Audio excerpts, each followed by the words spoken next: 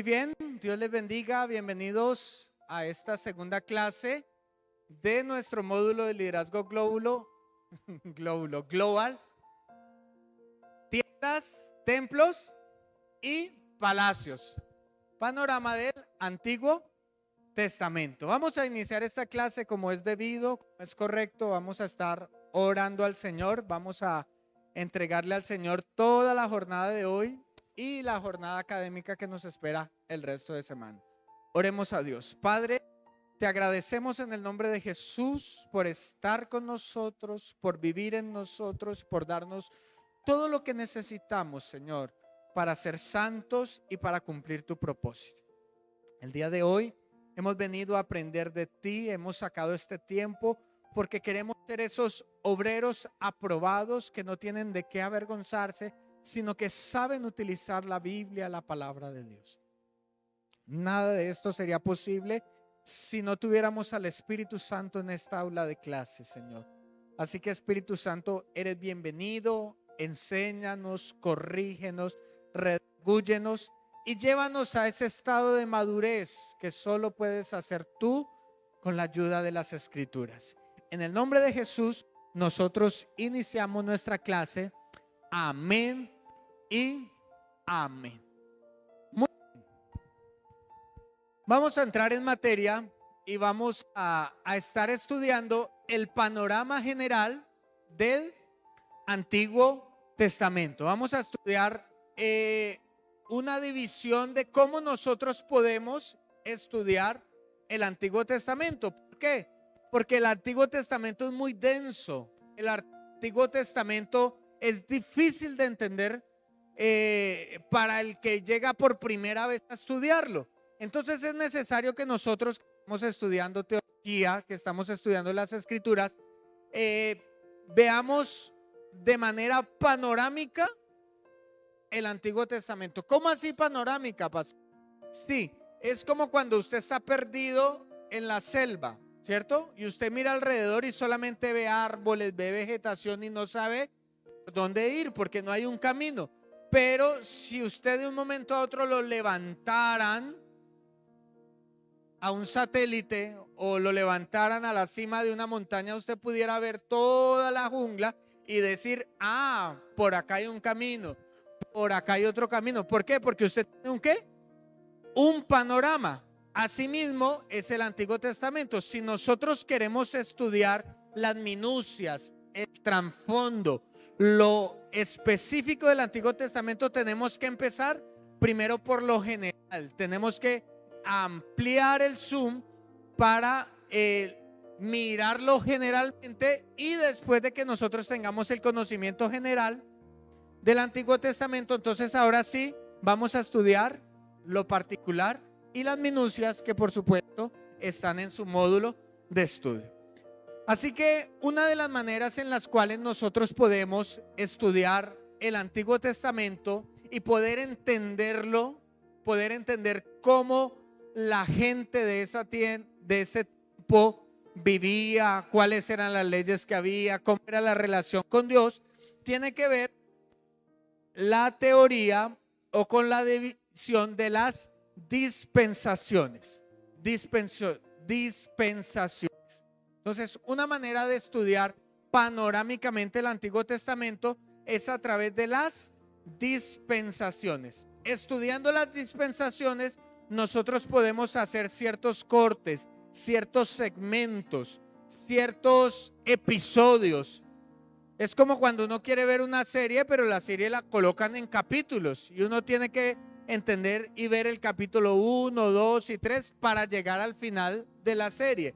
Asimismo, las dispensaciones es una manera capitulada de estudiar todo el contexto general de la Biblia. Y de las 7 dispensaciones que hay en la Biblia, 5 de ellas tienen que ver con el Antiguo Testamento y 2 tienen que ver con el Nuevo Testamento. Es decir, las que debemos estudiar en esta materia son 5. Y las del Nuevo Testamento pues ya la veremos en el panorama del Nuevo Testamento o en la otra materia del Nuevo Testamento. Entonces, ¿qué es una dispensación? ¿Qué significa dispensación? Entonces dice allí en las diapositivas que El estudio de las dispensaciones es el estudio de las escrituras. Es importante entender que la revelación escritural se divide en periodos bien definidos. Estos están claramente separados y reconocer estas divisiones y sus propósitos divinos constituye uno de los factores más importantes en la verdadera interpretación de las escrituras. Estas divisiones se conocen como dispensaciones y en periodos de tiempo sucesivos se pueden observar diferentes dispensaciones. Más claramente, ¿cuántas dispensaciones son? 7. Entonces, las dispensaciones son periodos de tiempo en las cuales Dios interactuó con las personas. Como ya vimos en la clase pasada, Dios no se reveló en un solo día o con un solo escrito, sino que la revelación de Dios fue progresiva. A eso lo llamamos el principio de la progresividad de la revelación o de cómo Dios se dio a conocer. Y esa revelación progresiva tiene que ver con las dispensaciones, porque a medida que iba pasando la historia de la humanidad, Dios se iba revelando poco a poco y de manera diferente en cada una de las dispensaciones. Podríamos decirlo de manera aplicativa que habían ciertas leyes y ciertas conductas para un tipo de personas en un tiempo y otras leyes, otro tipo de conductas para los de otra dispensación. El ejemplo claro es el que ya hemos visto, el Antiguo y el Nuevo Testamento. Nosotros estamos en el Antiguo o en el Nuevo Testamento. Bueno, y dijimos que vamos a cambiar esa palabra testamento por la palabra pacto. Estamos en el Nuevo Pacto y el pueblo de Israel estaba en el Antiguo. Era otra dispensación, otro tiempo, otra era. Entonces Dios le exigía ciertas reglas, ciertas costumbres. Pero ahora nosotros estamos en otra dispensación diferente. Entonces ahora Dios nos exige algo diferente. Y no podemos copiarnos de las otras dispensaciones, porque cada vez la revelación de Dios fue creciendo. Es por eso que termina la diapositiva diciendo que una dispensación puede definirse como una etapa en la revelación progresiva de Dios y constituye una administración o regla de vida distintas a otras.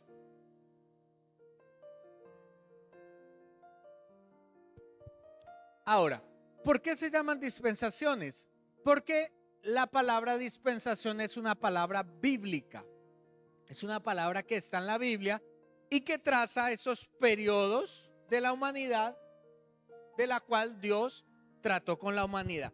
Leamos, por ejemplo, 4 casos o 4 momentos en la Biblia que nos habla claramente acerca de las dispensaciones. Entonces yo voy a dar la cita, usted me levanta su mano para que Carlos esté muy pendiente y le pueda llevar el micrófono. La primera de ellas es Primera de Corintios 9:17. ¿Quién me ayuda por acá en esta mesa? Primera Early, Primera de Corintios 9:17. La segunda, Colosenses 1:25 en esta mesa. ¿Listo? Diana, Colosenses 1:25. La segunda en esta mesa de acá, Efesios 1:10. ¿Quién en esta mesa? Sí, Ana Gilma, muy bien. Y Efesios 3:2 en la mesa de atrás de Ricardo y compañía. ¿Quién? Diego. Muy bien. Vamos entonces a leer la primera. Early, por favor. Es Primera de Corintios 9:17. ¿Qué dice? Si lo hiciera por mi propia iniciativa, merecería que me paguen, pero no tengo opción porque Dios me ha encomendado este deber sagrado. Listo. ¿En qué versión está leyendo? Nueva Internacional. Nueva Traducción Internacional. Entonces venga, leo esta. A ver si es la Reina Valera o si es Segunda de Corintios. Vuelve a leer. Pues no me envió Cristo a bautizar, sino a predicar el Evangelio, no con sabiduría de palabras, para que no se haga vana la cruz de Cristo. No, y Segunda de Corintios, de pronto. No tiene 17. No. 9:17. Ahí era 9. ¿No hay? La ¿No hay? segunda de Corintios no tiene 17. ¿No? No, 9:17 no. Bueno, leamos el otro texto y ya les confirmo, por favor.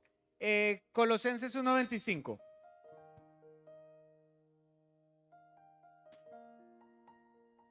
Colosenses 1:25. De la cual fui hecho ministro, según la administración de Dios que me fue dada para con vosotros, para que anuncie cumplidamente la palabra de Dios. Eso, esa palabra iconos, esa palabra administración es la palabra dispensación. ¿Cómo se administra? ¿Cómo se llegan a acuerdos? ¿Cómo se llega a reglas? Miremos lo que dice Efesios 1:10. De reunir todas las cosas en Cristo, en la dispensación del cumplimiento de los tiempos, así que las que están en los cielos como las que están en la tierra. Eso, de las dispensaciones, de las diferentes eras, de los diferentes momentos de la humanidad, tanto de los que están en el cielo como de los que están en la tierra. Y Efesios 3:2. Sin duda estáis enterados de la misión que Dios en su benevolencia ha tenido bien confiarme con respecto a vosotros.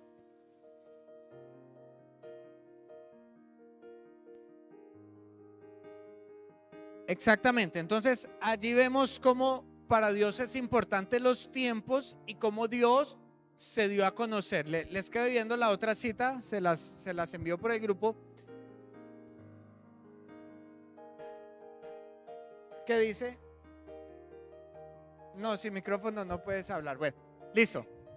Entonces les quedo viendo la cita, se las envío. ¿Listo? Entonces mire cómo dispensación es una palabra bíblica que nos recuerda que Dios se dio a conocer en diferentes tiempos, en diferentes momentos, y como le está diciendo el apóstol Pablo, él es consciente de que él está dentro de una dispensación diferente a otras dispensaciones antiguas. Entonces, estudiamos rápidamente cuál es el orden de estas dispensaciones. Entonces, bueno, hay que hacer una claridad, ¿cierto?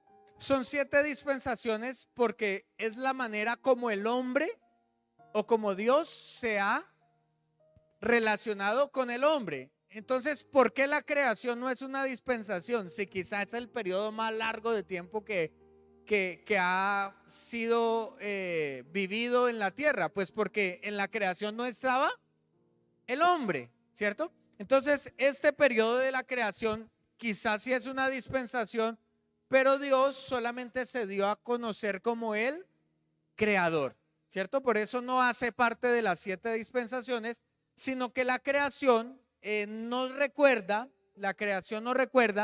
que Dios es el creador de todo lo que existe. Y sí, efectivamente fue una dispensación, pero no de las dispensaciones en las cuales Dios se dio a conocer al hombre. Entonces, recordemos que en el periodo creativo, en Génesis capítulo 1, versículo 1, dice: en el principio creó Dios los cielos y la tierra. ¿Por qué? Porque la Biblia da a entender que Dios existe, es decir, que la Biblia no da pruebas de la existencia de Dios. Si usted quiere encontrar pruebas de la existencia de Dios, no las busque en la Biblia, porque la Biblia no nos da pruebas de la existencia de Dios. No, una de las premisas que tiene la Biblia es que Dios existe. Es decir, la Biblia no trata de convencernos de que Dios existe. Por eso es que muchos hacen debates y argumentos acerca de la existencia de Dios y se basan en la Biblia y pierden. Y les dan 3 vueltas. ¿Por qué? Pues porque la Biblia no está interesada en contestar la pregunta si Dios existe o no. Ya lo da por sentado, ¿cierto? Entonces hay otras maneras de probar la existencia de Dios, ¿cierto? El argumento ontológico, el argumento moral, otro tipo de argumentación, pero no en la Biblia, porque la Biblia ya ha sentado que Dios es el creador de todas las cosas. Entonces el primer periodo de la historia es ese periodo de la creación, el cual duró 7 días, ¿cierto? No días horarios, sino 7 periodos, ¿cierto? 7 momentos, pudieron haber sido millones de años o pudo haber sido un abrir y cerrar de ojos. La Biblia no da específicamente cuánto es, porque vuelvo y le digo, la Biblia no está interesada en dar argumentos científicos acerca de la creación, sino que el argumento que la Biblia quiere dar es que Dios es el creador de todo. ¿Listo? Entonces ahí está, en el primer día aparece la luz, en el segundo día, y usted conoce todo el relato de la creación. Entonces esto no lo vamos a contar dentro de las 7 dispensaciones. ¿Listo? Y por supuesto aquí está Génesis capítulo 1. ¿Listo? Luego saltamos a la primera dispensación, que se llama la dispensación edénica.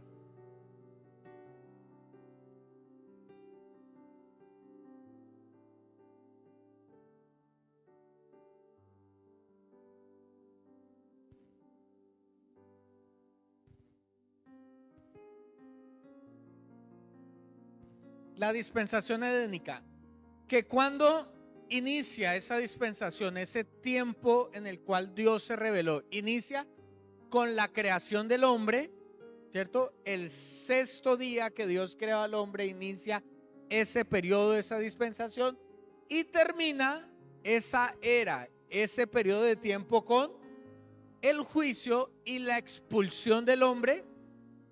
Entiéndase, hombre no como género, sino como especie, ¿cierto? La expulsión del hombre del jardín del Edén. ¿Listo? Entonces había una revelación. ¿Cómo se dio a conocer Dios? Dios se dio a conocer como el creador, ¿cierto? Como el que daba las órdenes, ¿cierto? Allí encontramos las leyes. ¿Cuáles eran las leyes que habían en esa dispensación? ¿Qué se le viene a la mente?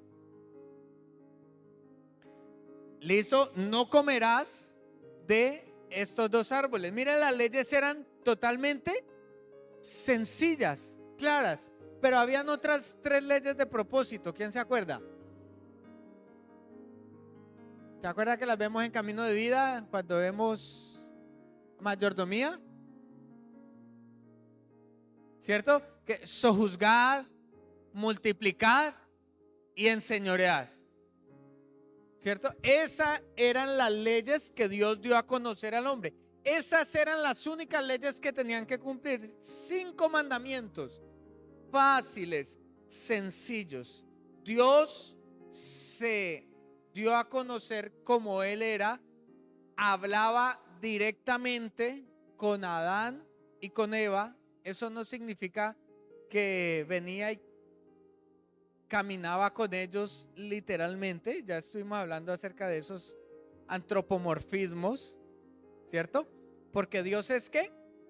Espíritu, y siempre lo ha sido. Pero como el hombre no estaba contaminado con el pecado, había una relación espiritual con Dios, a tal punto que él le podía ver, que él le podía sentir, que él podía saber que estaba allí, y Dios los visitaba, ¿cierto? Así como también nos visita hoy en día, porque de nuevo han sido perdonados nuestros pecados.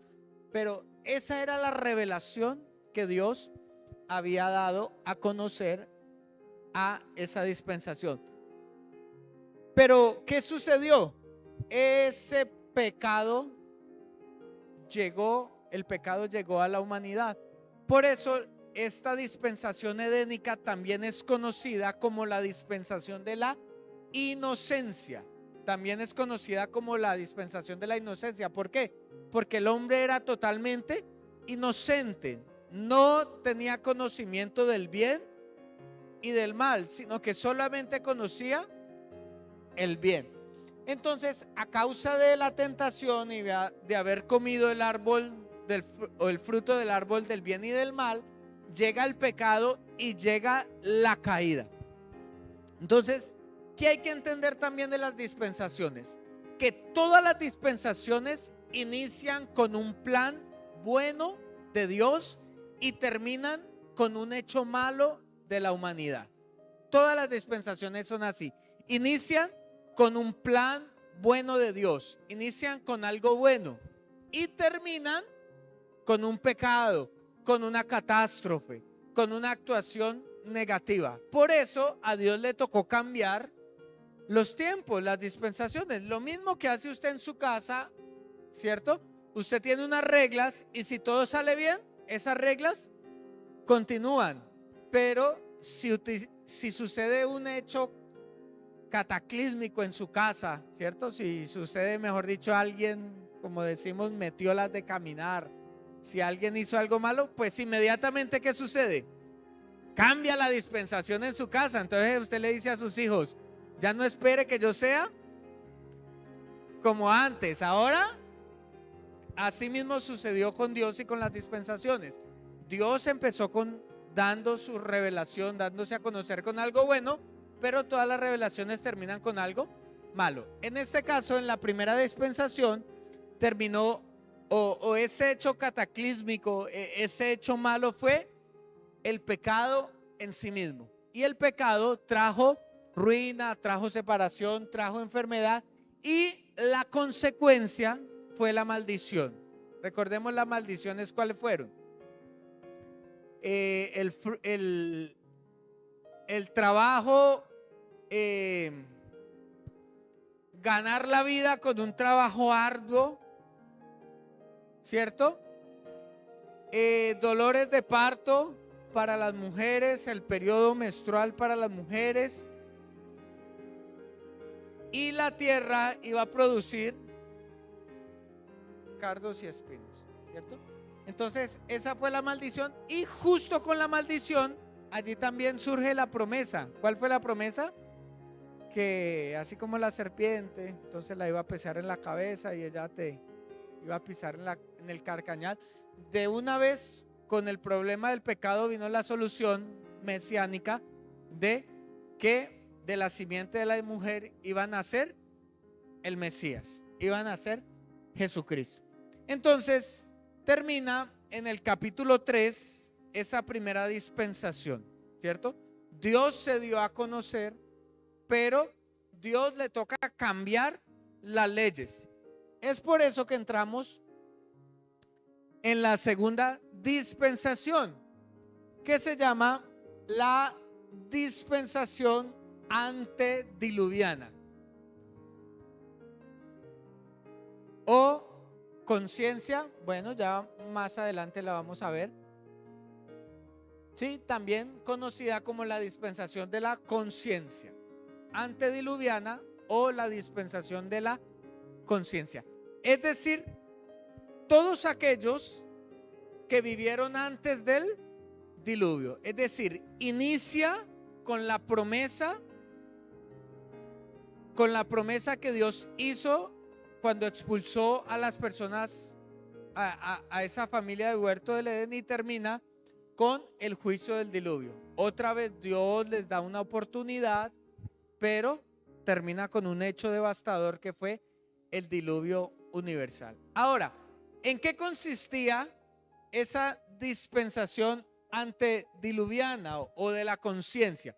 En que Dios les dijo, listo, ustedes quisieron vivir como ustedes quieran, pues que sea su conciencia la que les diga lo que es bueno y lo que es malo. Es decir, yo no les voy a dar leyes. En esos capítulos no encontramos que Dios dijo, hagan esto, hagan aquello, compórtense así, sino que Dios les dijo, vivan dependiendo de su propia conciencia. Ustedes en su naturaleza tienen la naturaleza del Creador, entonces vivan de manera consciente. Y todos sabemos cómo terminó. Cuando le decimos a las personas y al ser humano que viva como quiera, termina en un autarquismo, en un anarquismo completo y en la devastación total. Es por eso que el apóstol Pablo trata de explicar en Romanos capítulo 2, versículo 12, cómo fue ese periodo. Porque muchos se hacen la pregunta, ¿y cómo se salvaban las personas en ese tiempo? Si no habían sacrificios. Mire que hasta el momento no habían llegado los sacrificios. Tampoco había un Mesías. Tampoco había un pueblo de Dios. Entonces, ¿cómo se iban a salvar las personas? Bueno, ¿quién me ayuda a leer, por favor, Romanos capítulo 2, versículo 12? Y si me lee 2 o 3 versículos para más o menos entender cómo se regía este periodo de tiempo. ¿Listo? Por acá, Mónica nos va a ayudar a leer.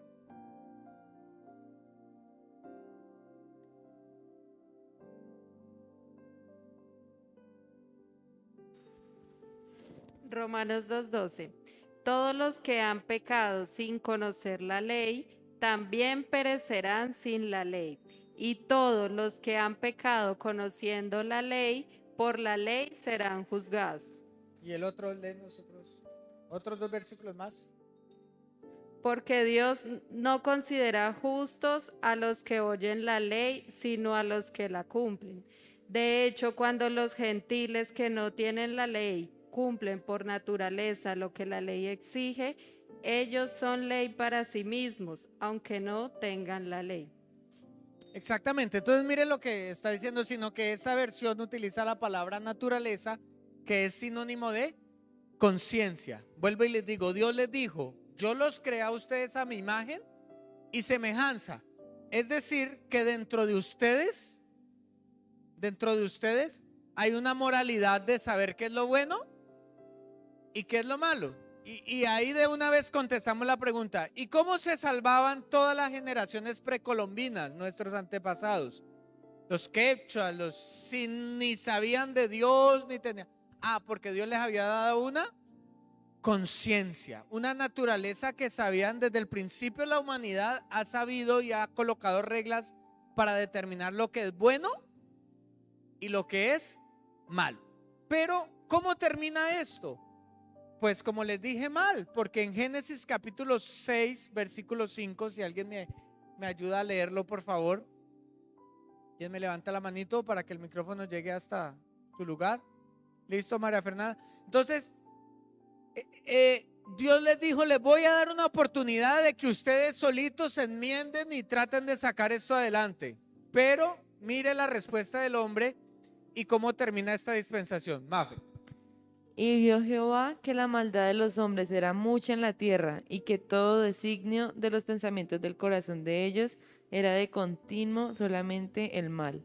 Exactamente. La conciencia de ellos era no para hacer el bien, sino para hacer lo que era mal. Entonces se arrepintió Dios de haber creado al hombre y dijo, voy a volver a iniciar una nueva era, un nuevo periodo de tiempo, ¿cierto? Entonces por eso con el diluvio, que es cuando perece toda esa generación que no quiso arrepentirse, termina esta generación o esta dispensación antediluviana o la dispensación de la conciencia, teniendo algo muy importante, y es que ¿cuál fue el momento bueno con el que empezó esta dispensación? Fue con la simiente de Set, porque Adán y Eva habían tenido 2 hijos, Caín y Abel, pero el hermano mató a su hermano. Entonces Dios dio una provisión para la salvación, como lo ha mostrado a lo largo de todo el Antiguo Testamento hasta el día que nació Jesucristo. Dios siempre da una provisión, Dios siempre da una solución al problema del pecado. En este caso fue que dijo, de la descendencia de Set va a nacer el Salvador. Y todas esas personas, esos personajes que vemos allí, entre los cuales en estas dispensaciones, ¿quién está? Está Matusalén, está Enoc. ¿Quién? Lamec, exactamente. Todo este periodo que duró aproximadamente casi un poco más de 1000 años, esta generación, desde la expulsión hasta Noé, se le conoce como la generación de la conciencia. Listo, vamos entonces a la tercera dispensación, y se llama la dispensación postdiluviana, o también llamada y conocida en el bajo mundo de la teología como el gobierno humano. la dispensación del gobierno humano.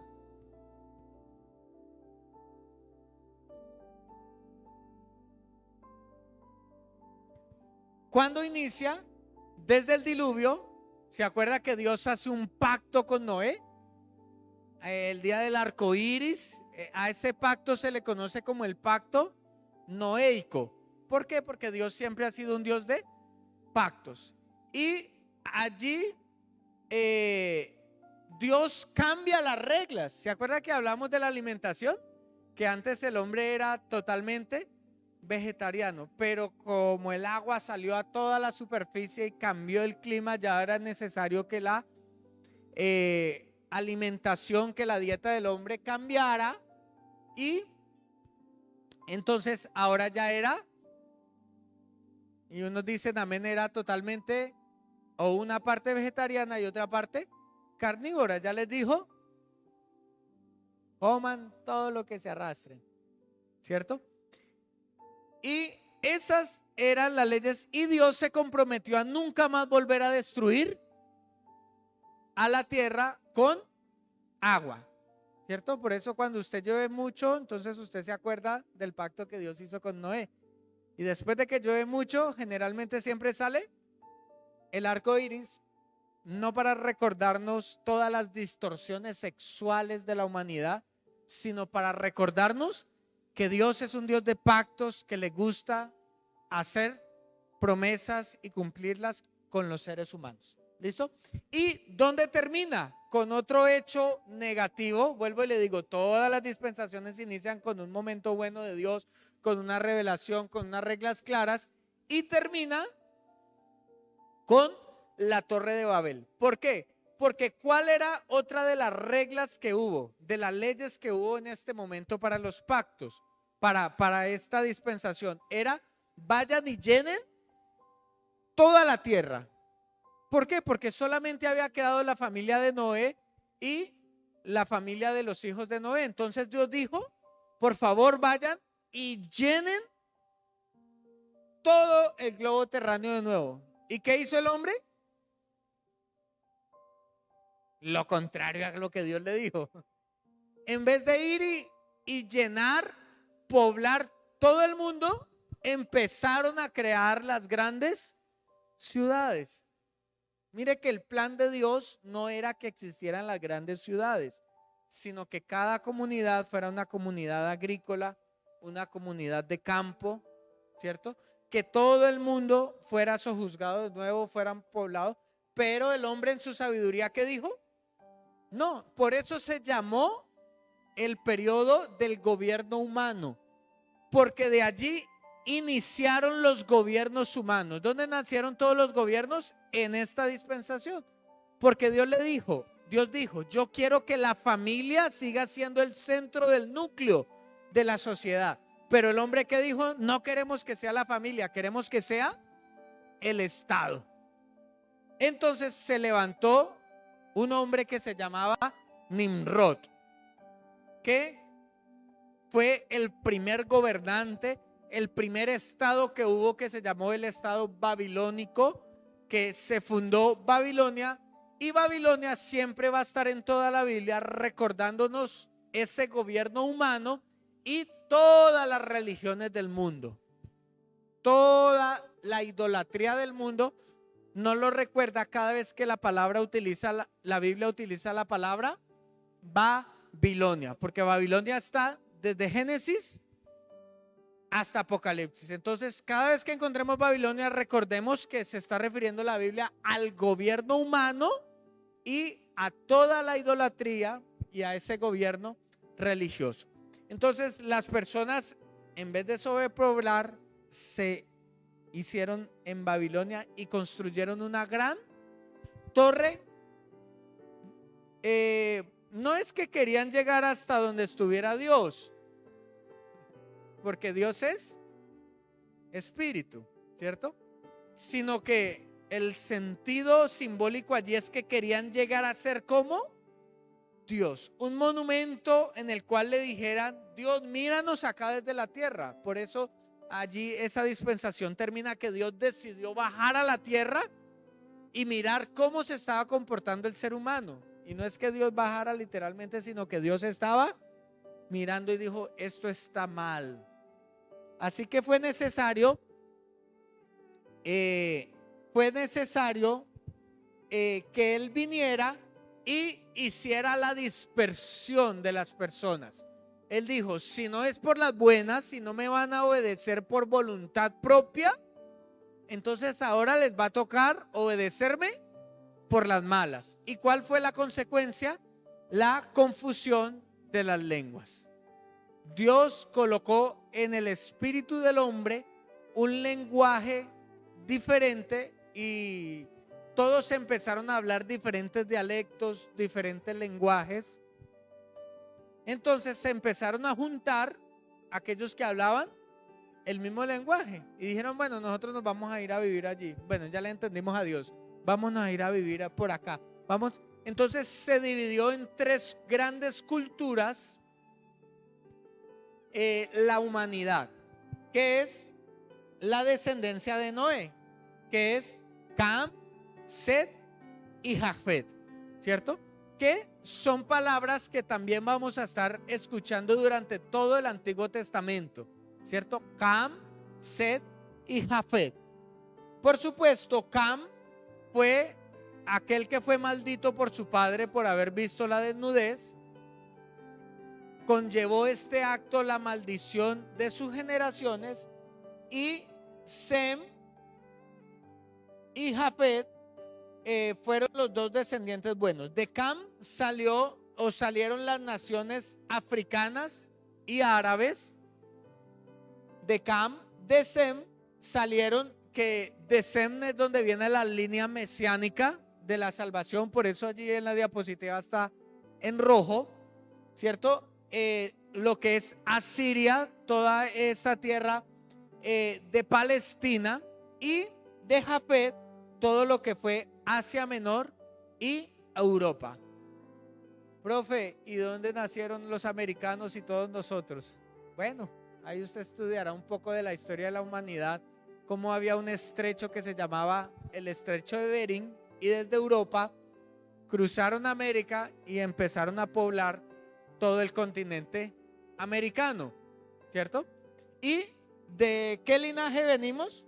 Pues ya usted podrá estudiar en su casa esa teoría del genoma humano y de los cromosomas y saber que nosotros descendemos de los europeos. Ay, sí, usted dice amén, gloria a Dios. Grito de júbilo con estos 1.50 que tengo. Bueno, ahí le dejo la tarea para que usted estudie ahí el genoma y también mire, porque de pronto usted tenga descendencia bávara, aria o quechua, todos estos. ¿Listo? Entonces, esta dispensación termina con la esclavitud de Egipto, ¿cierto? Con la esclavitud de Egipto. ¿Por qué? Porque después de Babilonia nace una gran cultura que va a ser muy predominante en el Antiguo Testamento, que es la cultura egipcia, ¿cierto? Que es la cultura o la descendencia camita o camínica, la descendencia de Can que se fue a Egipto. De allí parte la historia o sigue la narración del relato bíblico, ¿cierto? Por eso es que después de la Torre de Babel, inmediatamente nos vamos a las tierras palestinas y al imperio egipcio. Siguiente dispensación se llama la dispensación patriarcal, o también conocida como la dispensación de la promesa, que va desde el juicio de la Torre de Babel hasta cuando Israel está sumido en la esclavitud en Egipto. ¿Listo? desde el juicio de la Torre de Babel hasta el juicio de la esclavitud, cuando Israel queda sumido en esclavitud por los egipcios. ¿Por qué se llama la patriarcal? Porque aquí encontramos los tres patriarcas del Antiguo Testamento, que también es un lenguaje que se va a utilizar durante todo el Antiguo Testamento. El Dios de Abraham, el Dios de Isaac y el Dios de Jacob. ¿Listo? Entonces, esta dispensación es patriarcal porque nos narra la historia y la vida a partir del libro de Génesis. Nos narra la historia y la vida de los patriarcas, cómo fue los cimientos de la promesa que Dios hizo a Abraham. Entonces, aquí encontramos nosotros los grandes protagonistas, por supuesto, Abraham, que fue llamada de esa descendencia de Seth que estaba por allá en Asiria, en el noroccidente de Asia, y desde Ur de los Caldeos, que es muy cerca a Babilonia, es llamado a la tierra prometida o a la tierra que Dios había destinado para el pueblo de Dios.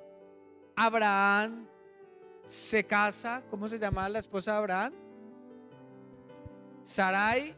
Después Dios les cambia el nombre, les da la promesa, porque eran estériles, no podían tener hijos. Primero Israel tiene un hijo que se llama Ismael, ¿cierto? Ismael, que es de donde salen todos los pueblos palestinos, o lo que hoy conocemos como los musulmanes, ¿cierto? Los árabes. Bueno, que árabe y musulmán es diferente, ¿cierto? Y tiene luego el segundo hijo de Abraham y el hijo de la promesa, que se llama Isaac, ¿cierto? Que vuelve de nuevo a Egipto, pero Dios le dice: regrésate de nuevo a la tierra prometida que yo prometí a tus papás. Otra vez, no era estéril, ¿cierto? Rebeca no era estéril, pero Rebeca pudo tener dos hijos, ¿cierto? El primogénito, que fue Esaú, y el segundo, que fue Jacob. Y desde el vientre de la madre siempre hubo una rivalidad, siempre hubo una disputa, y de Jacob salió un gran pueblo, una gran nación que se llamaba Edom, los edomitas. Cuando usted encuentra ahí Edom en el Antiguo Testamento, son los hijos de Jacob, ¿cierto? Y por supuesto, los hijos de Jacob, no, los hijos de Esaú. Y por supuesto, de Jacob salió la descendencia de Israel, ¿cierto? Jacob vendió eso mismo. Esaú le vendió a Jacob la primogenitura y huye, y se parte la historia, vuelvo y digo, Edom e Israel. Y Jacob tiene, como en tiempos antiguos, 12 hijos, ¿cierto? Los cuales son el más bonito de todos y el primogénito: Rubén, Simeón, Leví, Judá, Isaacar, Zabulón, José, Benjamín, Dan, Neftalí, Gad y Aser. Esos son los 12 hijos de Jacob, ¿cierto? Con micrófono, acá hay una pregunta. Entonces tiene 12 hijos, y allí es el origen o los inicios del pueblo de Israel, porque Dios le cambió el nombre a Jacob, ¿cierto? Que ese engañador mentiroso se lo cambió a Israel, que significa el que lucha con Dios, el que contiende con Dios. Pregunta. Pastor, de los 12 hijos de Jacob, fueron 12 hijos hombres, pero tuvo una mujer hija, ¿cierto? Ella no ocupó ningún...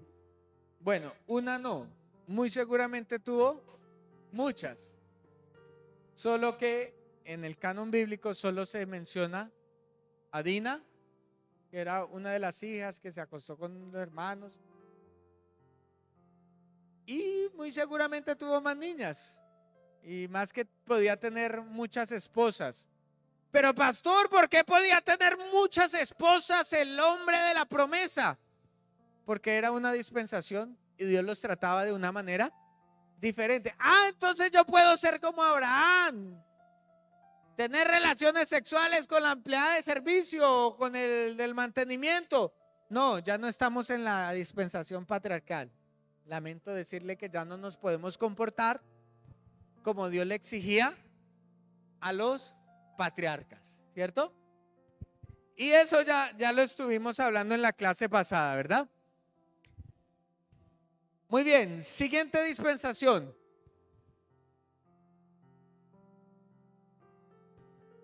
Bueno, ¿cómo termina la dispensación anterior?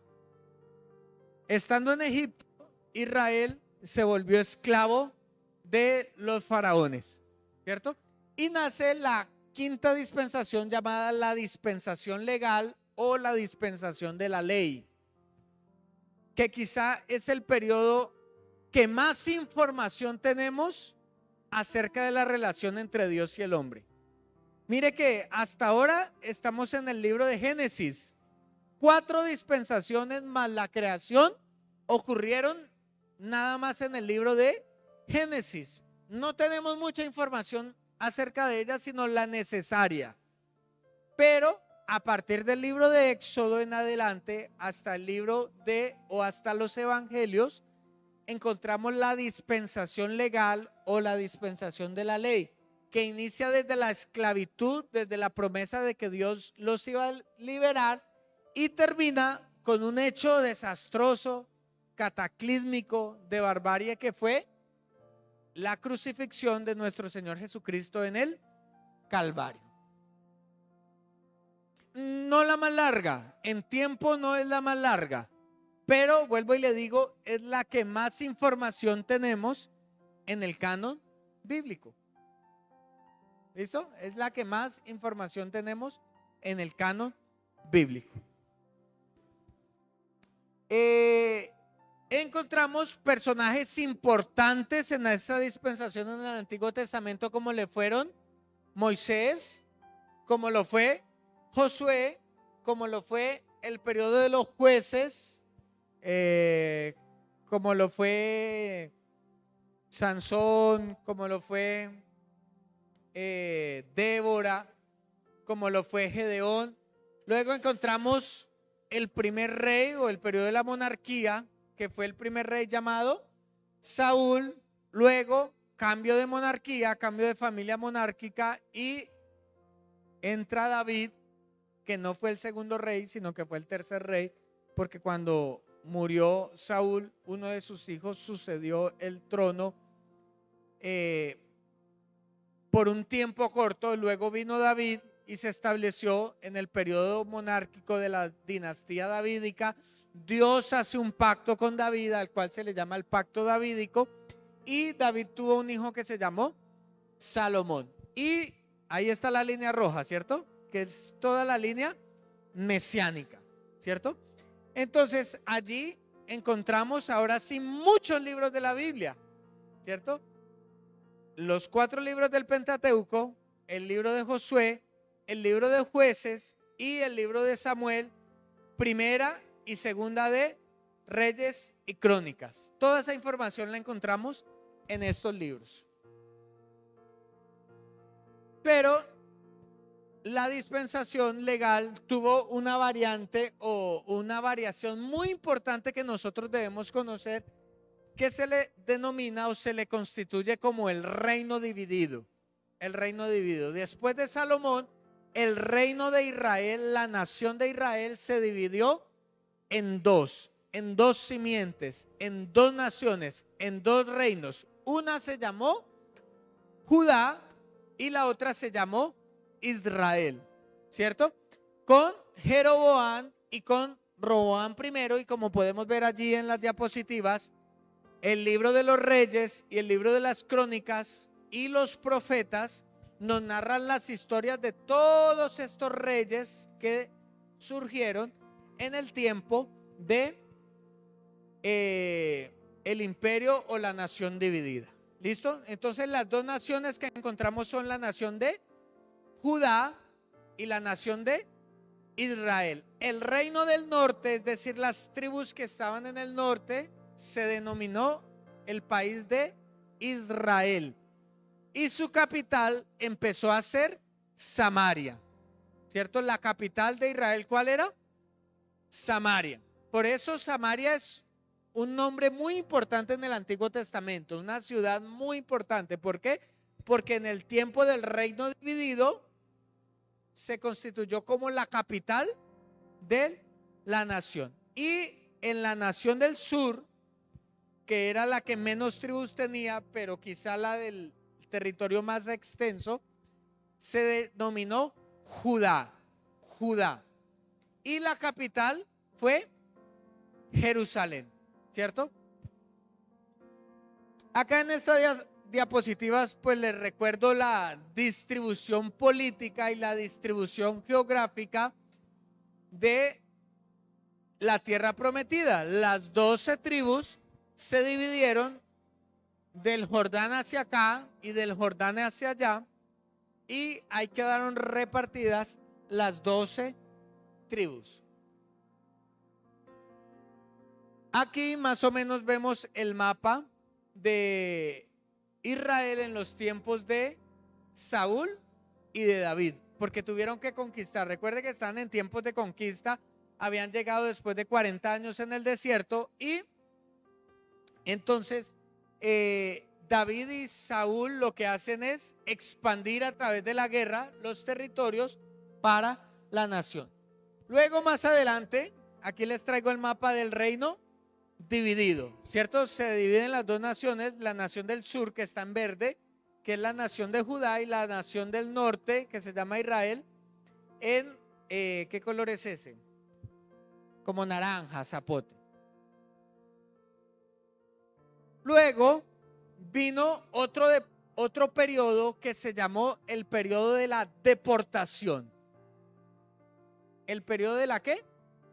Sigue siendo parte del periodo de la ley, es decir, la historia del pueblo de Israel, porque Israel y Judá pecaron en contra de Dios, hicieron lo malo delante de los ojos de Dios, tuvieron ídolos, trataron con injusticia al pueblo, sacrificaron a sus propios hijos, y como consecuencia Dios los tuvo que sacar de la tierra durante un periodo de 70 años. A ese periodo lo llamamos el periodo de la ¿qué? Deportación. Y por eso les traigo este mapa, porque fueron deportados por dos grandes imperios, que fue el imperio asirio, que deportó a Israel, y el reino babilónico, que deportó al reino de Judá, ¿cierto? Entonces allí más o menos nos encontramos el reino de Asiria, que está en rojo, ¿cierto? Su capital Nínive, ¿cierto? Y más abajo el reino de Babilonia.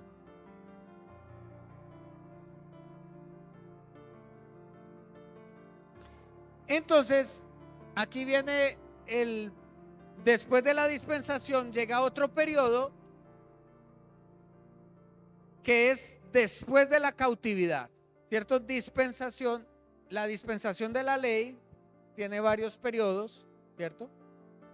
El de la ley, después la nación en tierra prometida, después la monarquía, después se divide el reino, después son invadidos y son llevados, y luego Dios les permite regresar a la tierra, y varios hombres de Dios como Ageo, Malaquías, Zacarías nos cuentan cómo fue este periodo de la historia. Y por supuesto ahí viene la línea roja, que es la línea ¿qué?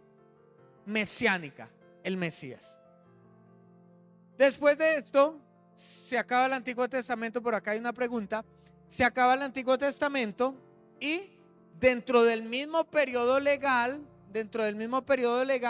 viene un tiempo de 400 años de silencio, que también es conocido como el periodo intertestamentario, ¿cierto? Que es cuando ya Dios no habló, después de Malaquías no hubo más profetas, pero como hablamos en la clase pasada, sí se escribieron algunos libros deuterocanónicos que nunca fueron aceptados como los judíos. Y hablamos en la clase pasada, dentro de ellos está el libro de Baruch, el libro de sabiduría, eclesiástico. Esos libros se escribieron en este periodo de 400 años de silencio, pero no hacen parte de nuestro canon doctrinal. Pregunta. ¿Cuáles son las tribus del reino del norte, o sea, Israel, y las tribus de Judá? Bueno, eso sí es fácil. Las del sur son Judá, Benjamín y medio Manasés. Y las del norte, el resto de las tribus. ¿Listo? Es más fácil aprenderse las de Judá que las de Rubén y Isaacar. 10:30. Sí, señor. Y 2:30. 10:30 y 2:30. Sí, señor. Sin micrófono no se participa en esta clase. 10:30 y 2:30, pues serían entonces 13, ¿no? No, Son porque 12. una quedó dividida en la mitad. Son 12 tribus y una quedó la mitad para Israel y la otra para Judá. Ya, gracias. Listo. Muy bien. ¿Y cómo termina la dispensación de la ley?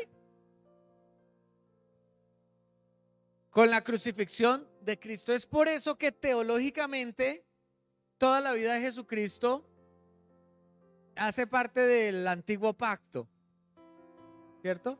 Aunque los evangelios hacen parte del Nuevo Testamento, muchas de sus narraciones hacen parte del antiguo pacto. ¿Y cuándo inicia el nuevo pacto?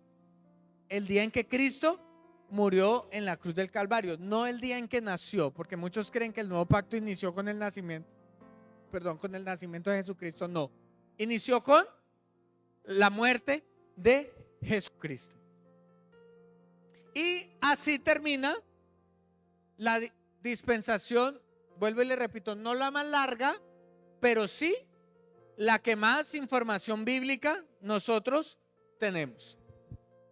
Luego vienen las otras dispensaciones que por supuesto solo las voy a mencionar, no las voy a explicar como las anteriores, que es la dispensación eclesiástica o también llamada de la gracia, el periodo de la gracia, que esa es en la cual usted y yo estamos, ¿cierto? Esa es en la que tú y yo estamos por la gracia de Dios, por eso se llama el tiempo, el periodo de la dispensación de la gracia, que va desde el día de la cruz del Calvario y terminará el día de la segunda venida de Cristo, no del rapto, la segunda venida de Cristo. La segunda venida de Cristo.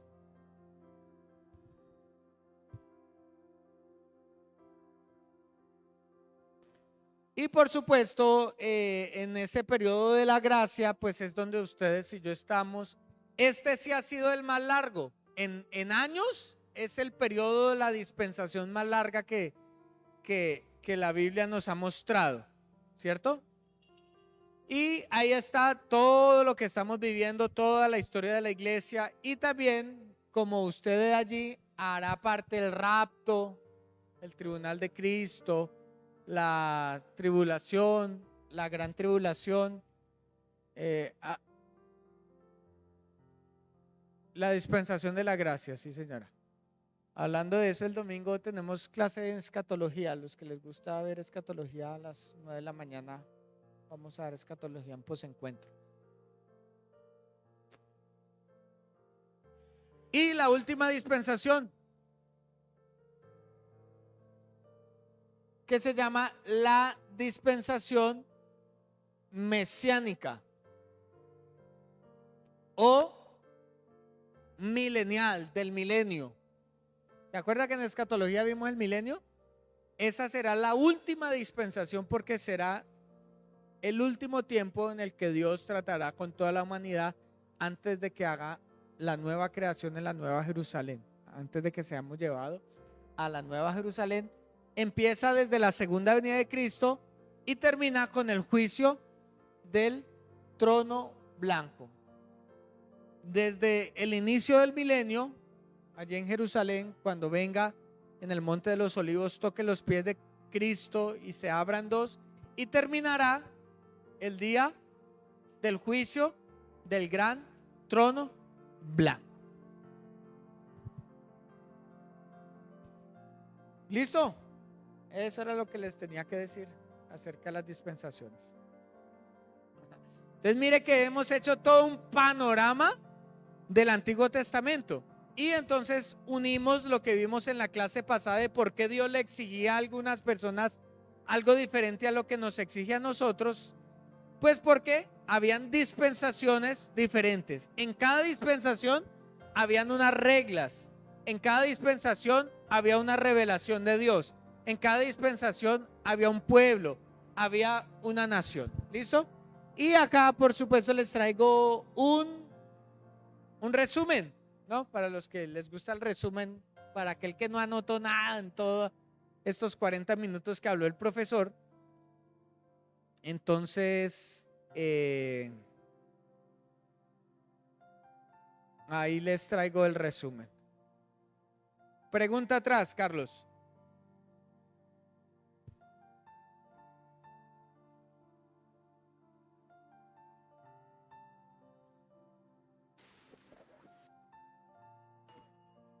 Pastor, ahí en la Biblia habla de una tribu de Efraín. ¿Esa tribu de qué venía? ¿Y por qué no quedó dentro de las 12 tribus de Israel? Uy, como para que el profesor no supiera esa respuesta lo dejen quedar mal, ¿cierto? Bueno, listo. Esa respuesta es muy sencilla. Como dice el mal profesor, lea la Biblia, que ahí está todo en la Biblia. No, es muy sencillo. Cuando Jacob regresó a Egipto por sus hijos, José había tenido 2 hijos, ¿cierto? Uno se llamaba Manasés y el otro se llamaba el hijo de mi aflicción y el otro Efraín, ¿cierto? Entonces se quitó esa tribu y se colocaron esas 12 tribus. ¿Por qué? Porque cuando él estaba bendiciendo a José, él dijo, tráigame a todos mis hijos, y le puso la mano, o él le puso a la mano derecha el mayor y a la mano izquierda, y lo que hizo fue trocarse las manos y le dijo, yo los adoptaré como si fueran mis hijos. Es decir, que esos dos, a pesar de que eran nietos,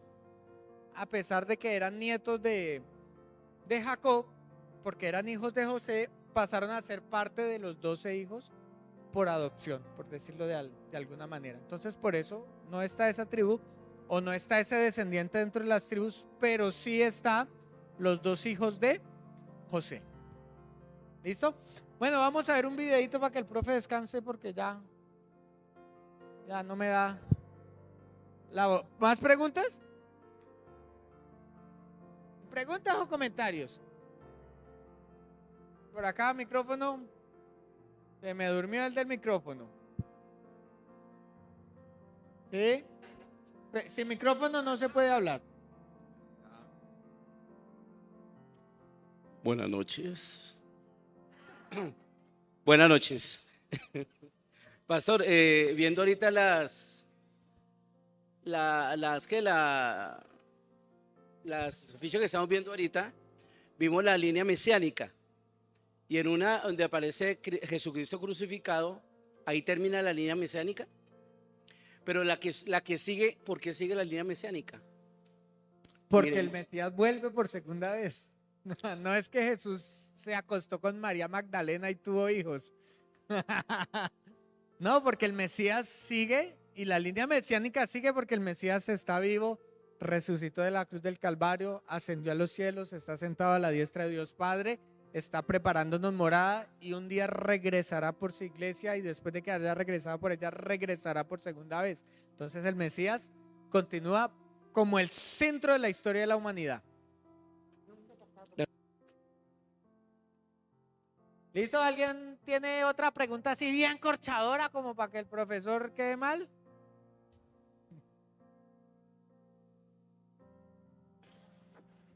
Pastor, otra dudita que tengo, no sé. Los mandamientos quedaron dentro de las leyes morales. Sí. ¿Y por qué el sábado quedó dentro de los mandamientos si ya el sábado no nos corresponde a los gentiles? Pero ¿por qué quedó dentro de los mandamientos? Y los mandamientos siguen vigentes para los gentiles o sea, en el nuevo y en el viejo, ¿no? ¿Por qué quedó ese mandamiento de guardar el sábado dentro de los mandamientos? ¿Y por qué nosotros no tenemos que cumplirlos? Si está dentro de los mandamientos, ¿no? Listo. Como... El sábado no es una ley moral.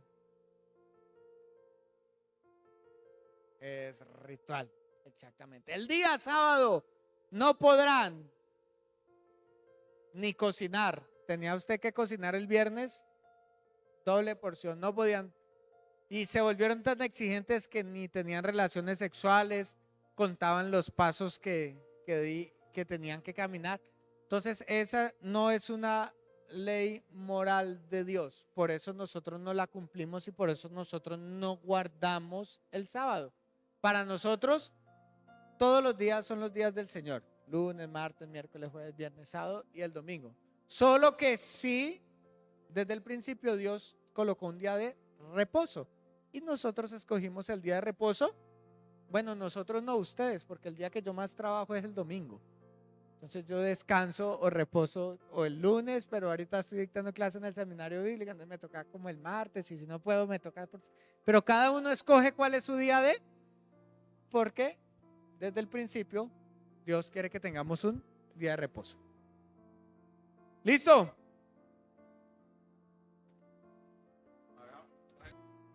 Última pregunta. Sí. Hay un tema muy controversial, ¿no? En el mundo entero, pues, lo del tema del diezmo. Es Antiguo Testamento, ¿cierto? O Antiguo Pacto.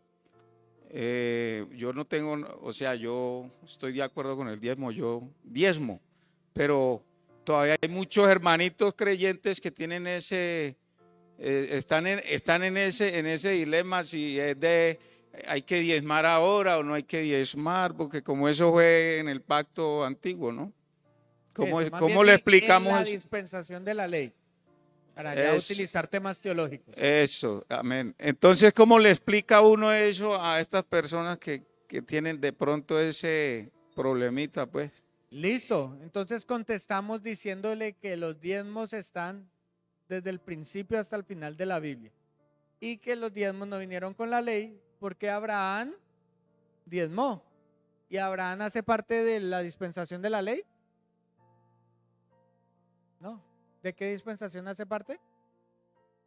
De la promesa o la patriarcal. Entonces los diezmos siempre han estado y estarán hasta la Nueva Jerusalén. Yo creería que en la séptima dispensación también van a haber diezmos, porque va a ser instaurado de nuevo la ley. Entonces siempre van a haber diezmos. Entonces el hermanito que diga eso es porque no quiere, no está buscando una respuesta bíblica, sino que está buscando una excusa bíblica para pecar, una justificación para pecar. Listo. Bueno, muy bien. Gracias al Señor. Ya estaba nervioso porque muchas preguntas y Dios mío, por lo menos salí parado. Vamos a ver un video. Por favor, me ayudan a apagar las luces para que descanse el profe y para que usted también descanse. Si quiere pararse, si quiere sentarse. Jorge, para que coloques también el video allí en la transmisión. Y vamos a video. ¿Tengo audio, Jorge?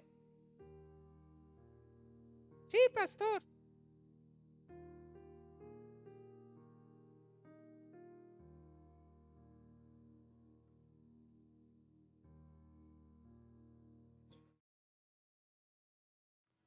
Si abres una Biblia cristiana protestante y miras el índice, notarás que los primeros 3/4 son una colección llamada el Antiguo Testamento. Si miras la lista de libros, verás que está formada por 39 obras más pequeñas que se agrupan en 4 secciones principales. Las primeras 5 son llamadas el Pentateuco, seguidas de los libros históricos, luego los libros poéticos y finalmente los libros de los profetas. Ahora, eso parece bastante simple, pero en realidad es mucho más complicado e interesante. Este orden de libros en un solo volumen llamado Antiguo Testamento es una tradición cristiana tardía que se desarrolló después de Jesús y los apóstoles. En la antigua tradición judía, estas obras estaban todas en rollos separados y se concebían como parte de una colección unificada en 3 partes llamada Tanakh. Es un acrónimo hebreo para Torah, que significa instrucción, Nevi'im, que significa profetas, y Ketuvim, que significa escritos. Ese Tanakh tiene los mismos libros que el Antiguo Testamento protestante, pero en un orden diferente. La Torá corresponde al Pentateuco, pero los profetas consisten de 4 libros históricos narrativos y luego 15 obras que reciben su nombre a partir de profetas específicos. Después siguen los escritos, una diversa colección de textos narrativos y poéticos. Ahora, este diseño en 3 partes es muy antiguo.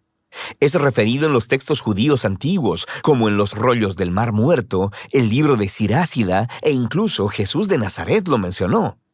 Y eso es porque esta forma en 3 partes está entretejida en los mismos rollos. Si pones atención, descubrirás que cada rollo ha sido coordinado mediante referencias cruzadas que unen cada obra a la colección en 3 partes. Entonces, ¿quién juntó todos estos rollos? Fue un proceso largo. Algunos de los contribuyentes famosos son nombrados como Moisés y David, pero la mayoría de los autores permanecen anónimos. En la Biblia son llamados simplemente escribas o profetas. Estos rollos tomaron forma a través de la historia de Israel, conforme las generaciones de escribas proféticos reunieron historias y poemas más tempranos y los integraron en composiciones más grandes, y eventualmente moldearon todo este material en una librería unificada de rollos, el Tanakh. Es claro, a partir de los textos en los Salmos y los Profetas, que estos escribas proféticos creían que el Espíritu de Dios los estaba guiando a lo largo de todo este proceso, que a través de estas palabras humanas Dios le habla a su pueblo. Esta es la razón por la que atesoraban estos textos, estudiándolos y componiendo una colección unificada. No sabemos cuándo exactamente fue terminado el proceso, pero fue en algún momento en los últimos siglos antes del tiempo de Jesús. Es su forma final. El Tanakh ofrece una interpretación profética de la historia de Israel que dice revelar los propósitos de Dios para rescatar a todo el mundo. Y aunque no podemos hacer justicia a la colección entera en solo un video, es útil que hagamos un repaso general de lo que tratan estos rollos. La Torá comienza con Dios creando y bendiciendo un gran terreno, nuestro muy buen mundo. Dios se lo confía a una criatura que refleja la imagen divina, un humano, o en hebreo, Adán. Dios comisiona a la humanidad para gobernar el mundo como reyes y reinas de la creación. Y la pregunta es si ellos confiarán en la sabiduría de Dios para discernir el bien y el mal, o tomarán autonomía y definirán el bien y el mal por ellos mismos. Pero hay otra criatura con los humanos, la misteriosa serpiente. En su rebelión contra su creador, engaña a los humanos para que se rebelen neciamente contra la generosidad de Dios. Como resultado, la humanidad es separada de su fuente divina de vida y exiliados del jardín de la bendición para morir en un peligroso desierto. A partir de ahí, la humanidad continúa esparciendo y redefiniendo el bien y el mal, y las cosas rápidamente se ponen mucho peor. Ellos construyen ciudades plagadas de violencia y opresión, lo que conduce a la fundación de una ciudad llamada Babilonia, donde las personas se exaltan a sí mismas como si fueran Dios. Y así se establece el conflicto básico de la trama de la Biblia entera. Dios quiere bendecir a su mundo y gobernarlo a través de los humanos, pero ahora los seres humanos son el problema. Están bajo la influencia de la maldad, son estúpidos y miopes y se dirigen a la autodestrucción. Y todo esto nos prepara para la solución de Dios. Necesitamos una nueva clase de humano. Así que Dios promete que vendrá un nuevo humano que no se rendirá delante de la serpiente. De hecho, la quebrantará y será quebrantado por ella. A partir de ahí, la historia sigue el linaje de la promesa hasta un hombre y una mujer, Abraham y Sara. Dios les confió la misma bendición divina dada a la humanidad en la primera página. Así que ellos dejan Babilonia para ir a una nueva tierra, similar al jardín que Dios le promete que le dará a su familia. Lo que sigue es la historia de la familia de Abraham. 3 generaciones, Abraham, Isaac y Jacob, seguidos de 12 hijos. Y nuestra esperanza es muy alta hasta que leemos su historia familiar muy disfuncional y destructiva. Ellos mienten, hacen trampa y casi se matan entre ellos sin mencionar los escándalos sexuales. Pero, ¿qué esperabas después de la historia del jardín? Ellos son seres humanos. Eventualmente, la familia de Abraham termina exiliada en Egipto. Todos estos fracasos por parte de la familia de Abraham pintan un fondo oscuro para los pocos momentos resplandecientes de la historia. Dios permanece comprometido con ese pueblo. Incluso hace con ellos una promesa eterna llamada pacto de que los rescatará y que bendecirá a toda la humanidad a través de ellos. El cómo no está muy claro, pero la familia de Abraham está en su mejor punto cuando dejan sus planes egoístas y confían en la promesa de Dios con una fe radical. A partir de aquí, la familia crece. Terminan esclavizados en Egipto y se nos presenta al otro personaje principal de la Torá, Moisés. Dios lo levanta para rescatar a los israelitas y llevarlos a una montaña en donde todos son invitados a entrar en una relación de pacto con Dios. Se les dan 613 términos para esta relación, una guía para convertirse en una nueva clase de humanos quienes representarán con fidelidad a Dios delante del mundo. Y Moisés es el mediador de todo este asunto, porque él es genial. Es el profeta definitivo que habla la palabra de Dios a Israel. Es un sacerdote que los representa delante de Dios e incluso es llamado rey, líder de Israel y libertador en tiempo de necesidad. Pero conforme continúa el viaje, los israelitas fallan estrepitosamente. Violan el pacto e incluso Moisés se rebela contra Dios. De hecho, la Torá termina con Moisés prediciendo que el fracaso de Israel continuará conforme regresan a la tierra prometida y que terminarán en el exilio una vez más. Pero él tiene la esperanza de que Dios cumplirá su promesa de rescatar a Israel. Un día, él cubrirá sus fracasos, sanará sus corazones egoístas para que realmente puedan amar a Dios y vivir. Y entonces Moisés muere. Ahora, las últimas oraciones del rollo de la Torá son sorprendentes. Miran adelante en el tiempo y escuchamos de los escribas que dieron forma al Tanaj. Ellos reflexionan en la historia de Moisés desde su perspectiva y nos dicen que nunca en la historia de Israel se levantó un profeta como Moisés. Oye, quisiera que llegara otro profeta, sacerdote, rey como él. Y con eso seguimos al Nevi'im. Este tiene 2 subcolecciones. Primero, los profetas tempranos, 4 obras narrativas sobre la historia de Israel en la tierra prometida, contada desde la perspectiva tardía de los profetas. Las cosas empiezan muy bien con el liderazgo de Josué. Se nos dice que él es exitoso porque es justo como Moisés y medita en la escritura día y noche. Pero eventualmente, incluso Josué fracasa, empezando el largo y violento descenso de Israel a la autodestrucción, como Moisés y la historia del jardín anticiparon.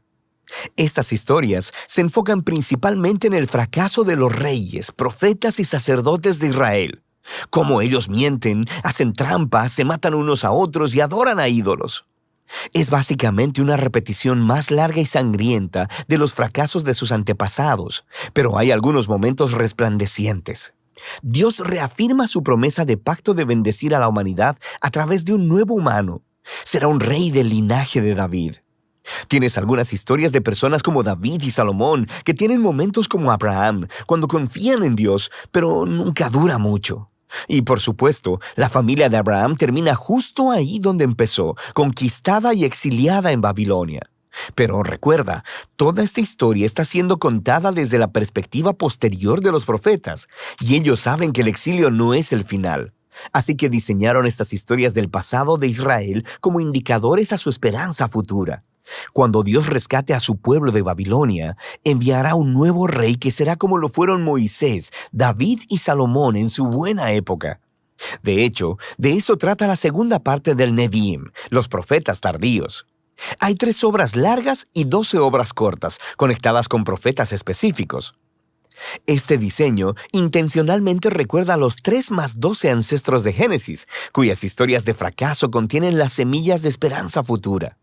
Estos rollos proféticos están llenos de referencias cruzadas que enlazan a la narrativa de la Torá y los profetas y siguen desarrollando la historia. El trabajo de los profetas de Israel era ser como Moisés al acusar al antiguo Israel por su fracaso y corrupción y advertirles acerca del resultado inminente, el gran día del Señor que terminó con la derrota y el exilio en Babilonia. Pero los profetas también prometieron que Dios tenía el propósito de purificar a su pueblo y recrear un nuevo Israel, quien sería fiel como lo fue Abraham. Ellos vivirían en una nueva relación de pacto con Dios bajo la autoridad de un gobernante prometido que es descrito como un nuevo Moisés, pero llamado como David. Él será quien restaurará la bendición de Dios a todo el mundo. La conclusión del Nevi'im es justo como la Torá. Hay una nota de los escribas proféticos del Tanakh. Ellos reflexionan en la historia hasta ese punto y exhortan a los lectores a anticipar la llegada de un profeta como Moisés, a quien llaman Elías. Él anunciará la llegada del Dios de Israel para purificar y salvar a su pueblo. A partir de aquí, nos dirigimos a la tercera y última subcolección del Tanakh, una diversa colección de rollos. Cada uno ha sido diseñado para conectar con temas claves de la Torá y los profetas, y desarrollarlos todavía más a través de un elaborado tapiz de referencias cruzadas. Por ejemplo, el rollo de los Salmos es presentado por 2 poemas que están coordinados con el principio de la Torá y los profetas.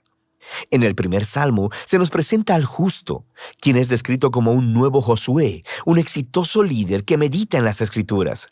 Él es como el rey prometido a Moisés y como el eterno árbol de la vida en el jardín del Edén.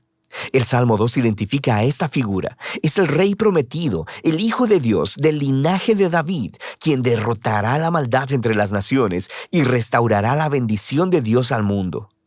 El resto del rollo de los Salmos enseña al pueblo de Dios cómo orar conforme esperan por esta esperanza futura. Luego tenemos los rollos de sabiduría, que abordan algunas de las preguntas más difíciles que surgen de la historia de la Torá y los profetas. Proverbios suena como Moisés en la Torá. Confía en Dios, sé fiel y obediente, y tendrás paz y éxito. Pero luego, Eclesiastés y Job reflexionan en la complicada historia de Israel y dicen, sí, lo hemos intentado y no es tan simple. Estos 3 libros desarrollan una profunda conversación acerca de lo que significa vivir sabiamente en el buen y frecuentemente confuso mundo de Dios. 2 de los últimos libros del Tanakh en ser escritos hacen una contribución crucial. El rollo de Daniel recuerda la larga historia del fracaso y sufrimiento de Israel como una extraña puerta de esperanza hacia un nuevo futuro para el mundo. Un día llegará el nuevo humano prometido en la Torá y los profetas. Será pisoteado por las salvajes inclinaciones de la humanidad hacia el mal, pero luego Dios lo vindicará y lo levantará para gobernar el mundo en divino poder. Finalmente, el rollo de Crónicas recuenta la historia entera del Tanakh, desde el principio hasta el regreso de Israel del exilio. El autor se enfoca en la promesa de Dios a David de un rey futuro que reunirá al pueblo de Dios en una nueva Jerusalén y traerá bendición divina a las naciones. Las últimas líneas del rollo de Crónicas han sido coordinadas con textos claves por todo el Tanakh. Mantienen viva la esperanza de un regreso definitivo del exilio, apuntando a la llegada de un israelita con quien Dios está, quien pueda ir y restaurar a la nueva Jerusalén. Y así es como termina la historia. El Tanakh es una majestuosa e intencionalmente diseñada colección de antiguos rollos hebreos. Estos diversos textos de todos los periodos de la historia de Israel han sido entretejidos como una historia unificada acerca de la promesa del pacto de Dios para Israel y para toda la humanidad. Fueron hechos para toda una vida de lectura y reflexión, conforme estas asombrosas palabras humanas ofrecen una palabra divina de sabiduría y de esperanza futura que todavía habla. Muy bien. Amén, amén.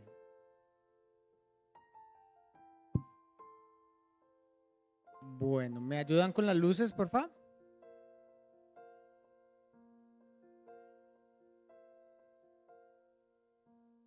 Bueno, entonces ya más o menos vieron por qué es tan importante estudiar de manera panorámica el Antiguo Testamento. Es como más sencillo entender todas estas generalidades para luego ir a las particularidades. Y nos faltan mirar las últimas generalidades que les traje en el material de apoyo, pero me falta la última luz del reflector. Pero antes vamos a jugar. ¿Quieren jugar? Que hay algunos que están que se duermen. Cansados. El profesor los tiene cansados.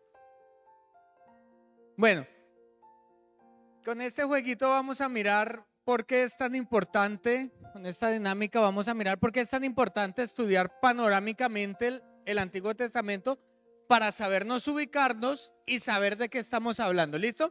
Entonces este jueguito se llama, usted va a decirme qué lugar es. Yo le voy a dar pistas y por mesas se van a reunir ahí y cada uno me va a decir qué lugar es. ¿Listo? Entonces, pendientes ahí todos por mesa, yo voy a dar pistas. Y si alguna mesa ya sabe qué lugar es, me levanta la mano. ¿Listo? No me vayan a gritar. Me levanta la mano en la mesa y les doy la palabra. Son lugares acá en Ibagué, súper sencillos, conocidos por todos. Vamos a mirar cómo están de geografía en Ibagué. ¿Listo? Vamos con el primer lugar.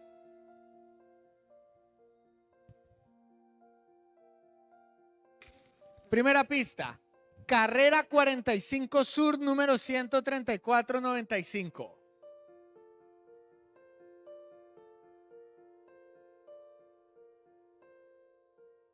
Hablen con los de la mesa, no conmigo. Si ya tienen, está el lugar, entonces usted me dice, pero tienen que estar seguros si no pierden la palabra. Listo, no, es un lugar, usted me está diciendo un barrio. A ver. Listo, otra pista pues, porque está como difícil, otra pista. Va por acá. Comuna 9.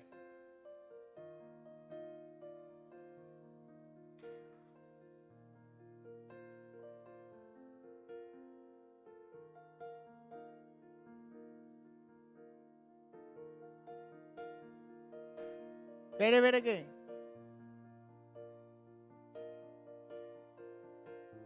¿Tienen el lugar exacto? Ay, si ve que le da. Bueno, la última pista que les doy. Avenida Mirolindo.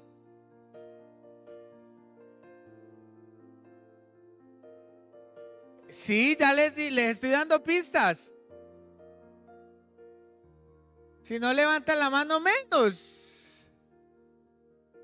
No, prendan el micrófono. Jorge, nos quedamos sin micrófono. Si no levantan la mano, no salen por el aire. ¿Dónde va a quedar la nueva iglesia? Señora. ¿Dónde va a estar ubicada la nueva iglesia? ¿Dónde va a quedar ubicada la nueva iglesia? No. Allá, ya levantaron la mano. No, este grupo ya perdió porque ya había levantado la mano y no respondieron nada. Otra pista, vea. Barrio Picaleña. El IMPEC. ¿Ah? IMPEC. ¿El qué? IMPEC. El IMPEC, no señora.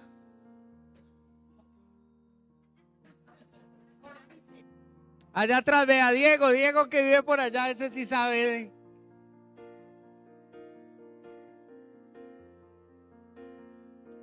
Última oportunidad. La Casa de la Moneda. La Casa de la Moneda, no, muy abajo. Bueno, este es el lugar. Vea, tantas pistas que les di, no la cogieron. ¿Fenalco? No. La cárcel de la Coiba.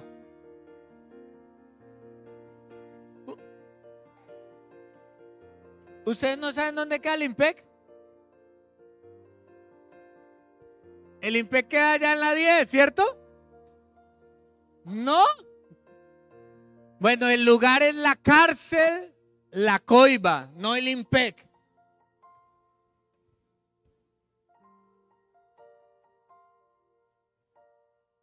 ¿Por cuál de las tres la coge usted más rápida? ¿Por cuál de todas esas pistas?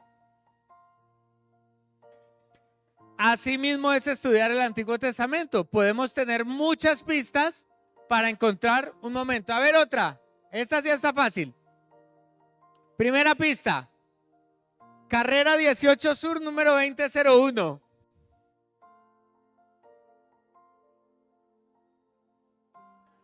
Hablen con los compañeros.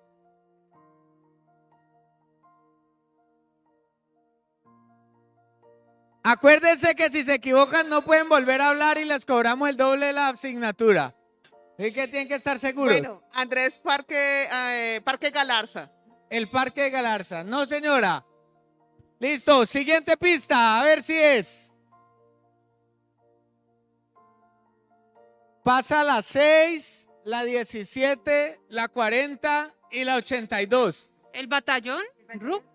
¿Jaime El Ruk? batallón RUC. Muy bien, vea, el cantón militar. Jaime RUC, ¿cierto? Por ahí también pasa una quebrada que se llama Quebrada del Tejar. Y queda en el barrio.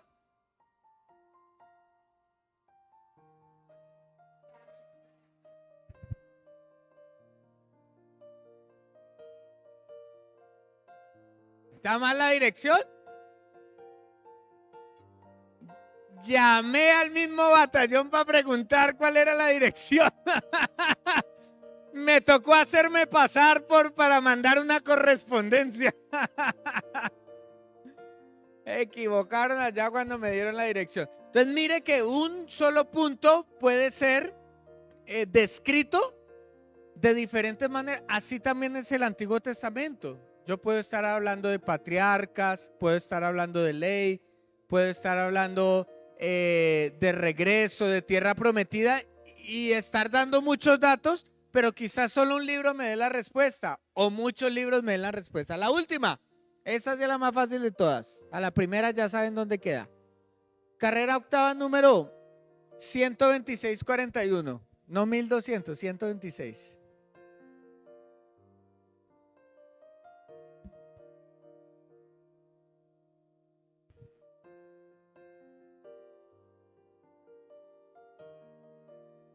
Sí está fácil.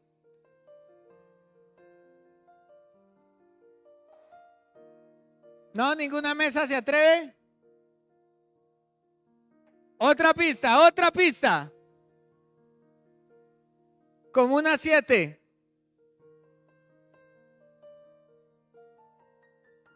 Cero Google, por favor, Diego, cero Google.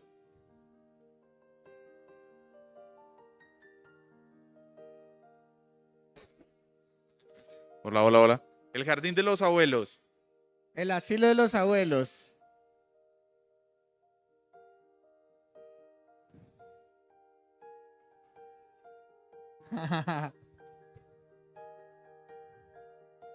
Corporación El Jardín de los Abuelos.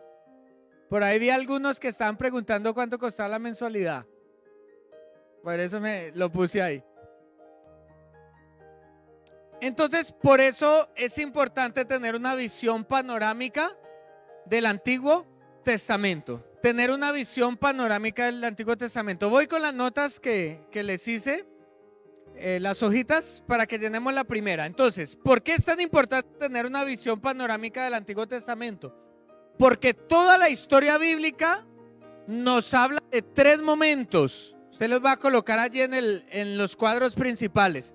Entonces la Biblia nos está hablando, número 1, del pasado, número 2, del presente y número 3, del futuro. ¿Listo? Ahí en los cuadros principales coloca pasado, presente. En los cuadros principales hay 3 grandes divisiones. La primera es pasado, la segunda es presente y la tercera es futuro. ¿Hojas? ¿No les trajeron las hojas? No, como que no. Ahorita se las saco y se las doy, no hay problema. Ahí trabaje con un compañerito y ahorita me dicen cuántas hace falta porque creo que sacó la mano la fotocopiadora. Entonces mire como un mismo libro, usted tiene que interpretarlo. Que hay textos que me hablan del ¿qué? Del pasado, otros textos que me hablan del ¿qué? Y otros textos que me hablan del futuro, ¿cierto? Por supuesto, ahora sí vamos a llenar los 2 espacios en cada uno de los cuadros principales. Cuando estamos hablando del texto del pasado, nos estamos refiriendo a el conglomerado de escritos que se llaman escritos históricos. Históricos. Todos los textos del Antiguo Testamento son textos ¿qué? históricos, y como ya lo estudiamos, hacen parte, pongan en la segunda línea, el Antiguo Testamento. Hacen parte del Antiguo Testamento. Entonces, usted debe entender que todos estos textos históricos se interpretan como textos históricos. No hay que obedecer a ellos, no hay mandatos que nos hagan responsabilizar, a excepción, como ya los dijimos, de aquellas normas que son de carácter moral, pero que fueron vueltas a escribir en el Nuevo Testamento. También la Biblia nos habla de acontecimientos futuros, que es el tercero, ¿verdad? A ese tipo de acontecimientos futuros nosotros los llamamos textos proféticos. Textos proféticos, es decir, acontecimientos que aunque están escritos, todavía no han acontecido, no han ocurrido. Y esos textos proféticos están tanto en el Antiguo Testamento como en el Nuevo Testamento. Antiguo Testamento y Nuevo Testamento. ¿Cómo así? ¿Hay profecía que no se ha cumplido en el Antiguo Testamento? La respuesta es sí. ¿Y hay profecía que no se ha cumplido en el Nuevo Testamento? La respuesta es sí, ¿cierto? ¿Cómo vamos a interpretar eso? Pues a un tiempo futuro. No puedo exigir que vivamos sobre las leyes de la séptima dispensación, porque hasta ahora estamos viviendo ¿en cuál? En la sexta. Pero es que la Biblia dice. Sí, pero es para otro tiempo futuro. ¿Listo? Y en toda la mitad está lo que habla la Biblia del presente. Pero pastor, si la Biblia ya se terminó de escribir en el año 90 después de Cristo. No, todo el Nuevo Testamento me está hablando del presente, y a ese tipo de escritos le vamos a llamar los escritos doctrinales. Que esos sí son para nosotros, esos sí son para obedecerlos, esos sí son para poner en práctica, para enseñarlos. Son los que nos están rigiendo en la actualidad. Mire cómo todo un libro aún nos habla del pasado, nos habla del presente y por supuesto nos habla acerca de el futuro. Ahora, el último panorama. Bueno, vamos al último cuadro. El último cuadro dice clasificación de los géneros literarios.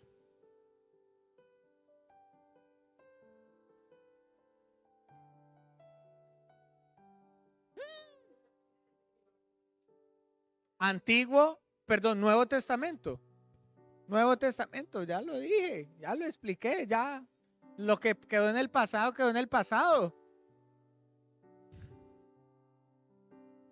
Listo, vamos al último cuadro. Algo también que hay que tener muy en cuenta para tener un panorama del Antiguo Testamento es que existen 4 géneros literarios en el Antiguo Testamento. Así como nosotros tenemos nuestros géneros literarios, ¿cierto? Que tenemos, por ejemplo, ¿qué géneros literarios hay? La poesía, ¿cierto? La prosa, ¿cierto? Legal, los versos. El Antiguo Testamento también fue escrito con géneros literarios y según ese género literario nosotros lo vamos a interpretar. Por ejemplo, el primer género literario es el género literario de prosa, es decir, aquel que nos habla históricamente, que nos cuenta una historia. Generalmente aluden a aspectos históricos y religiosos del devenir del pueblo de Dios, como lo es el libro de Josué, Génesis, Crónicas, es decir, como si estuviéramos leyendo un cuento, como si estuviéramos leyendo prosa. Entonces, todas esas interpretaciones que toda esa información que se escribió en prosa, la vamos a aplicar de manera textual. ¿De manera qué? Nuestra interpretación es textual. Como por ejemplo, dice una historia de esas que había un hombre que Dios lo llamó a predicar en Nínive y se fue para el otro lado contrario, se montó en un barco, por allá les hizo mucho viento y él dijo, tírenme al agua, y lo tiraron al agua y se lo tragó un gran pez. ¿Cómo podemos interpretar eso, pastor? Pues ¿cómo lo vamos a interpretar? Fue un pez el que se lo comió. No lo vamos a interpretar alegóricamente, espiritualmente. Es que pudo haber sido. No, realmente sucedió que iban a salir a la guerra y como algunos días, algunas clases se demoró un poquito más el profesor. Oró Josué y dijo, Señor, que el sol se detenga por unos momentos. ¿Y qué hizo Dios? ¿Y eso será espiritualmente? ¿El sol que alumbra en el corazón de las personas? No, como está escrito en un género literario de prosa, aconteció verídicamente, textualmente lo interpretamos. ¿Listo? ¿Quedó claro eso? Entonces, todos esos sucesos históricos que están en la Biblia ocurrieron.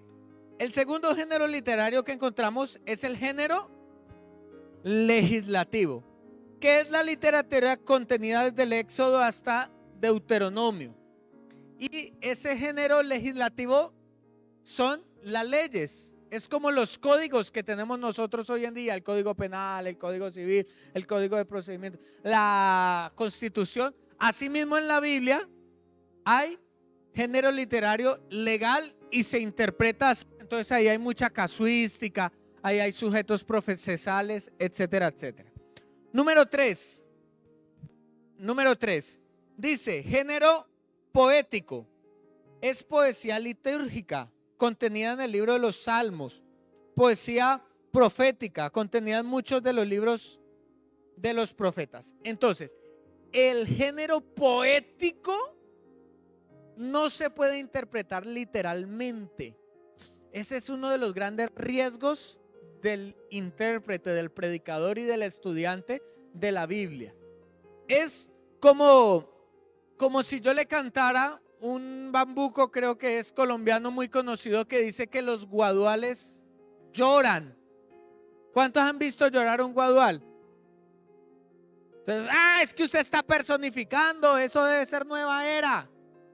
¿Qué le contestamos a esa persona que dice esa pregunta boba? Es que es una canción, es que es un artista que está dando su punto de vista, su opinión, es poesía cantada. Entonces literalmente no están cantando, no están llorando. Entonces, asimismo, dentro de la Biblia hay mucha poesía, sobre todo en los Salmos, en Eclesiastés, en Proverbios, y todo lo que es poético no se interpreta, no se puede interpretar de manera literal, porque si no caeríamos en errores. ¿Listo? Y el último género literario es el género sapiensal. Este es con el que más cuidado hay que tener del Antiguo Testamento, que es enseñanzas y reflexiones con aplicación a la vida práctica, con mayor presencia en los libros de Job, Proverbios y Eclesiastés. ¿Por qué están ahí si son sapiensales? ¿Qué significa sapiensal? Que viene de la mente humana. ¿Por qué Dios permitió que eso tan humano estuviera en un libro de revelación divina? La respuesta es porque Dios también quiere enseñarnos a través de nuestra conducta, ¿cierto? Entonces, por ejemplo, ahí dice que en el libro de Job quería matar a su esposa. Entonces usted dice, yo también voy a matar a la mía. No, ¿qué está diciendo allí? Que es sapiensal, que es muy normal en los esposos que alguna vez en la vida quieran matar a sus esposas. No que tenga usted el permiso de matarla.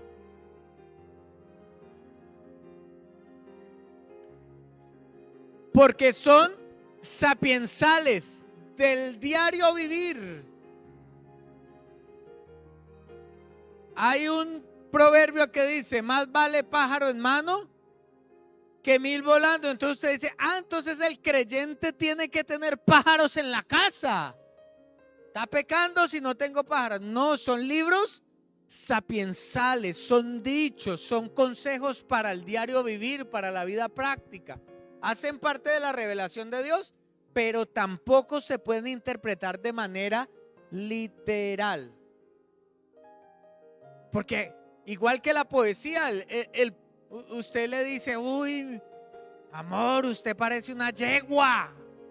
La ofende, ¿cierto? Entonces, ¿y usted dónde sacó eso? No, es que en la Biblia dice, porque dice que como caballos hembríos van corriendo detrás de las yeguas. Así es usted, Israel, es bíblico eso que yo le estoy diciendo. No, hay que mirar los géneros literarios, ¿cierto? No, ese no está ahí, no me eche cuentos ahí. ¿Listo? Entonces tengamos muy cuenta. Y por supuesto le coloqué allí para que usted estudie y para que pueda leer entre semana un panorama histórico del Antiguo Testamento parecido a lo que ya vimos en la clase, pero ya de manera histórica, con fechas, con lugares, con acontecimientos y con libros. ¿Listo? Muy bien. Vamos a irnos, pero vamos a evaluar la clase y al profesor. Escribe algo que haya aprendido que usted no sabía el día de hoy, hasta el día de hoy, sino que en esta clase usted dijo, con razón, uy, que le haya volado la tapa de los sesos.